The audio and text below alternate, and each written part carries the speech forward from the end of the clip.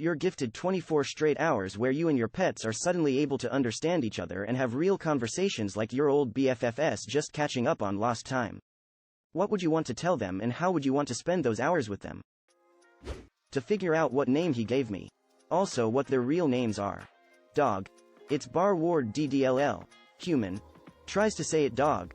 No, you're saying it wrong, but I like what you call me. I'd take mine up to the mountains, hike, camp, and just get to know the real them. What makes them happy? Sad? Why do they pee on my husband's pillow? I would tell them how much I truly love them and always will. How happy they make me.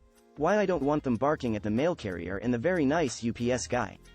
Oh that. I do that just to piss him off. He makes funny faces when I pee on his pillow. Or maybe the pillow smells like the very nice UPS guy? Me to them. Quit eating actual piles of shit including your own. Them likely to me. Then feed me more. There's a product called Forbid that you can buy online. It's an odorless, flavorless powder that you mix into their food. Somehow it makes actual shit taste worse than shit, so they'll no longer be interested in the act of coprophagy. It works very well. Today Eileen read the intellectual word for eating shit. Write down every single quality of life improvements I can make for you. Let's go find you your perfect food to eat. Let's make sure there aren't any aches and pains you have that we can't address. Tell me all of your favorite spots, what you like, what you don't. Literally everything. That's it for me. Learn everything they want and give it to them forever. What about everything you want, bro? What makes you think your pet won't be asking you the same questions?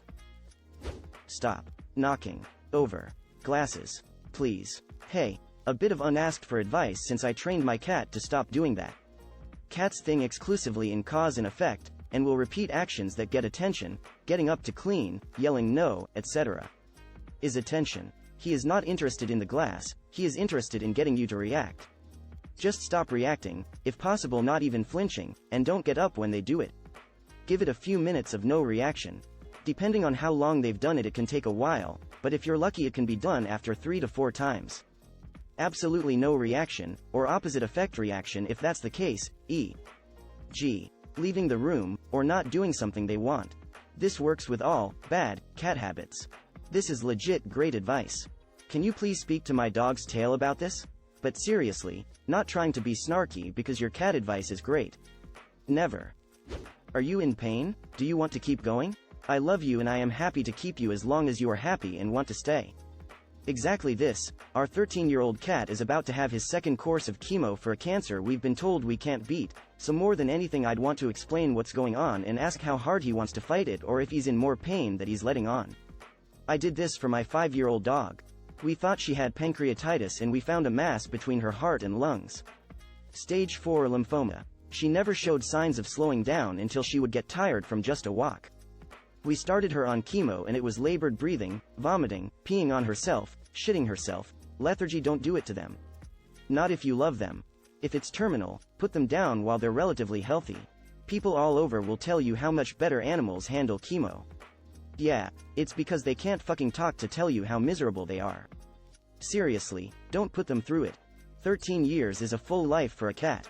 I was desperate to do something for my 5-year-old dog and instead of getting a peaceful send-off like she deserved, she ended up throwing a clot and collapsing at an animal hospital while being walked by some overnight tech. Just don't. They deserve better.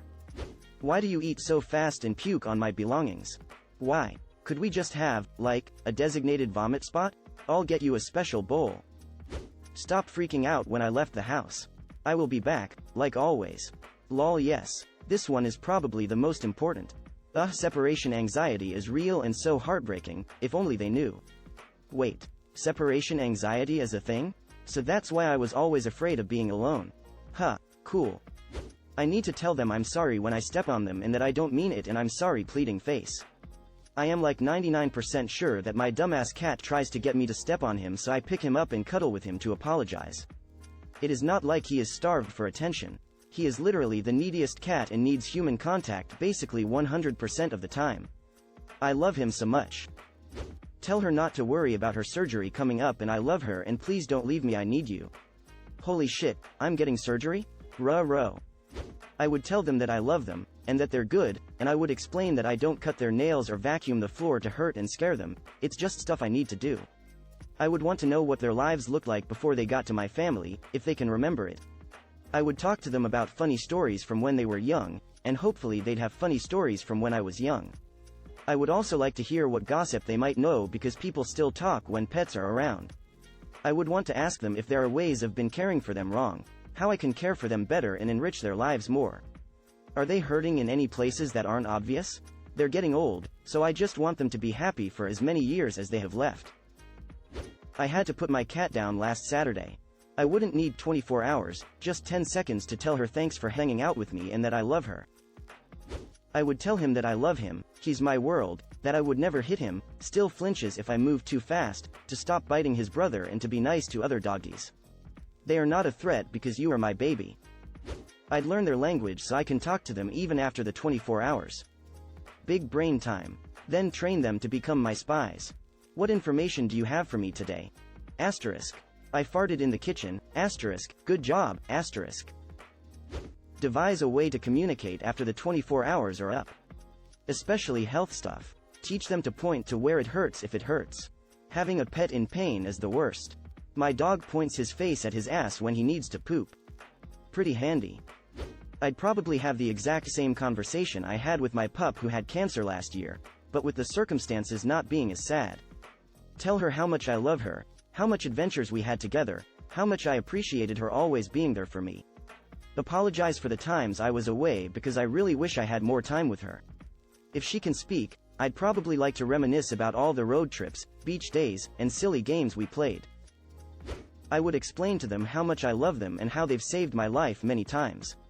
I would ask what happened to them before they came into my life. They're both rescues and we have made huge progress over the last 3 years, but they were pretty traumatized when I adopted both of them. We would spend the day talking about our favorite things. I would ask for the names and addresses of the owners that abused them both. And I would go John Wick on those motherfuckers. OMG, imagine if they could tell us they're abusers. That's a dangerous path to go down, that so many evil people would be gone from this world. I can't even imagine. My husband and I rescued our boy when he was barely 2 and we are his 3rd or 4th family. He'd been passed around because he was aggressive, apparently. We've had him for 5 years and can't imagine how anyone could ever think this massive goofball, scared of his shadow, cuddly gentle giant could ever be aggressive. Makes me wonder if he was being mistreated. He has a lot of separation anxiety, even now, because he was left and abandoned so many times before he was ours. I get really sad thinking about it. He's my world. Deleted. Yo, why are you dropping logs all over the house when you got 3 clean litter boxes to choose from? This can be a sign of a medical condition. Talk to your vet about it. Is it a long hair? Sometimes they dangle and fall off during the post-poo scamper. Why'd you bite me, you bitch? I am feeding lazy ass. Why'd you chop my balls off, Dave? Deleted. You're all the best, and I love all 3 of you more than I've ever loved anything. Pepper, you're an amazing little dog. I'm so happy to be watching you grow up. Please stop obsessing over the soccer ball at the dog park. I promise we can play with it whenever you want, but you can't get possessive over it when it literally isn't ours. And stop bugging the cat unless she starts it. You're the best cuddler ever, though, so never stop that. Arturia, I know the dog can be annoying, and takes up a lot of my time. But please don't ever think I love you an inch less than I did before she came into our lives. Please stop leaving your hairballs under the easy chair, it's impossible to get at them. Just do it on the open floor, I don't mind at all. Thank you for the snuggles and the yelling meows. I know I tease you, but they are the cutest noise in the world. Lump, we've been together for 24 years and you're going to outlive me. I love you very much. Please stop pissing on me when I get you out to clean your tank. Also, while you're smarter, let's set up some kind of signal for when brumation is starting and ending so I don't feel like you might have died. I love you all, let's get out your favorite toys and make a day of it. Deleted. Let me be entirely honest, I don't think it'd change much. You're such a good pupper, I love you dog, you're great, you're a total pain in the ass, with as much love as that statement can have. Damn it dog, don't you ever get tired of playing catch? It's been like an hour, ECT. Same, although I have cats. You're so handsome, you're the best boy, get down from the TV stand, I fed you. You're not hungry, you're just bored, you're the softest, I love you the most, thanks for being my baby. But I suppose I'd also ask questions too though, like, how are you feeling today? And, is there anything special you want for dinner?